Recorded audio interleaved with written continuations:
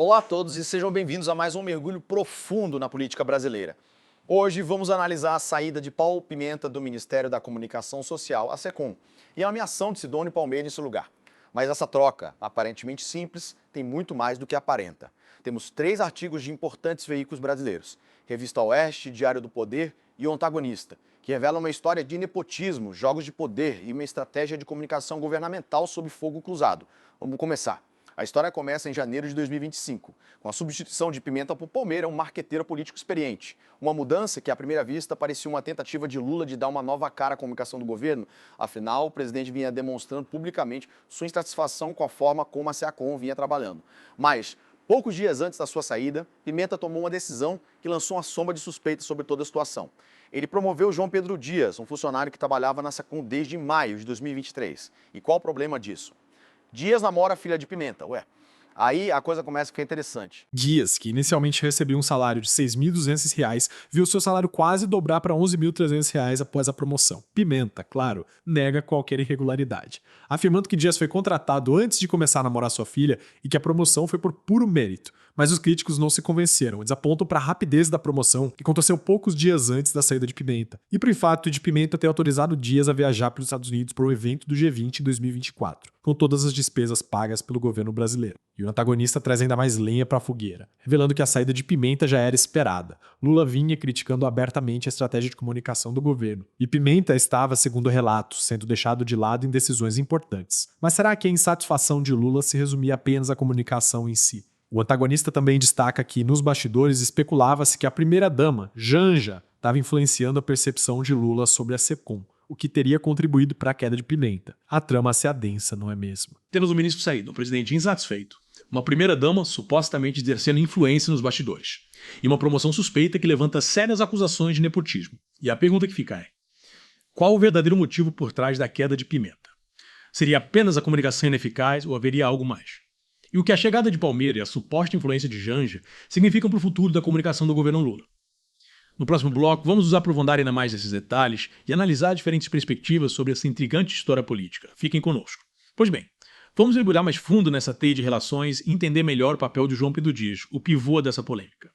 Em seu currículo, Dias se apresenta como designer gráfico e foi contratado em maio de 2023 como coordenador de projetos, com um salário inicial de R$ 6.200.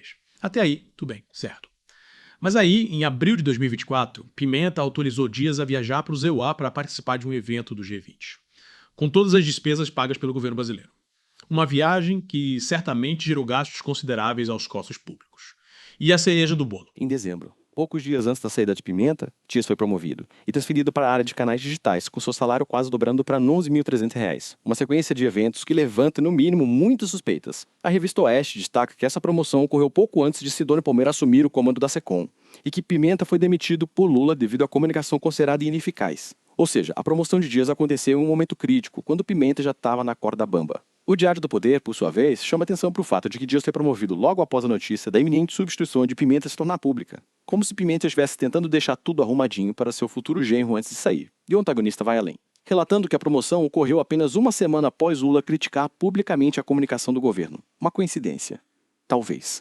Ou talvez uma tentativa desesperada de Pimenta de se proteger e agradar ao presidente antes de ser demitido. Pimenta, por sua vez, continuou negando qualquer irregularidade, afirmando que a promoção de Dias foi baseada em seu mérito. E que o relacionamento com sua filha não teve nenhuma influência na decisão. Mas, convenhamos, a proximidade temporal entre a promoção, as críticas de Lula e substituição de Pimenta é no mínimo curiosa. Essa situação coloca em xeque a transparência e a ética na administração pública. Afinal, a população tem o direito de saber se os recursos públicos estão sendo utilizados de forma justa e imparcial, ou se estão servindo para beneficiar amigos e familiares de políticos, enquanto alguns defendem Pimenta, argumentando que as acusações de nepotismo são infundadas. Outros veem esse caso como um exemplo claro de abuso de poder e falta de ética. Afinal, não é a primeira vez que vemos esse tipo de situação na política brasileira, não é mesmo? E a pergunta que fica é: será que esse caso terá algum impacto na já desgastada imagem do governo Lula? Ou será que a população já se acostumou a esse tipo de comportamento por parte dos políticos? E o que dizer da suposta influência de Janja em toda essa história? Qual será o seu papel na comunicação do governo daqui para frente? Será que ela terá mais poder do que os próprios ministros? No próximo bloco, vamos analisar as possíveis consequências desse escândalo e tentar entender o que o futuro reserva para a comunicação do governo Lula. Não percam. Com a saída de Pimenta e a chegada de Palmeira Secum entra uma nova fase. Palmeira é um marqueteiro experiente, tem a difícil missão de melhorar a imagem do governo e transmitir suas ações de forma mais eficaz para a população. Mas a estrada será longa e cheia de obstáculos, especialmente após as polêmicas que marcaram a gestão de Pimenta, incluindo o caso de nepotismo com o namorado da sua filha. A revista Oeste coloca a culpa da demissão de Pimenta diretamente nos ombros da comunicação ineficaz do governo. O antagonista revela que as críticas a Pimenta se intensificaram no final de 2024, com aliados de Lula o apontando como um dos grandes responsáveis pelos problemas de comunicação. A promoção de Dias, às vésperas da saída de Pimenta, só aumentou a pressão sobre o governo e gerou mais desgaste para a imagem de Lula. Resta saber se Palmeira conseguirá reverter essa situação e construir uma comunicação mais transparente e eficiente. A escolha de Palmeira sugere uma mudança de estratégia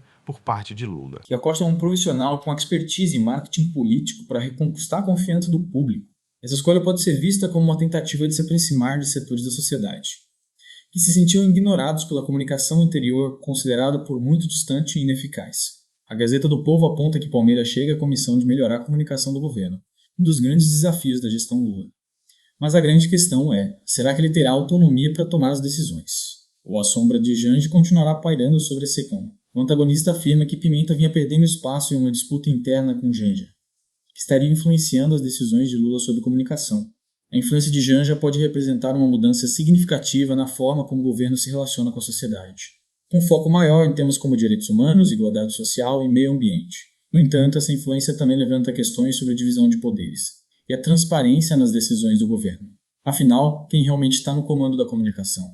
É o ministro, o presidente ou a primeira-dama. Enquanto a poeira dessa crise política começa a baixar, cabe a nós, cidadãos informados, acompanhar os próximos capítulos dessa história e analisar criticamente as ações do governo. A comunicação é uma ferramenta poderosa e sua utilização ética e transparente é fundamental para o bom funcionamento da democracia. E assim concluímos nosso mergulho profundo nessa intrigante trama política. Esperamos que você tenha apreciado a análise e continue conosco em nossos próximos episódios, onde exploraremos novos temas e desvendaremos os mistérios que permeiam o mundo ao nosso redor. Até a próxima!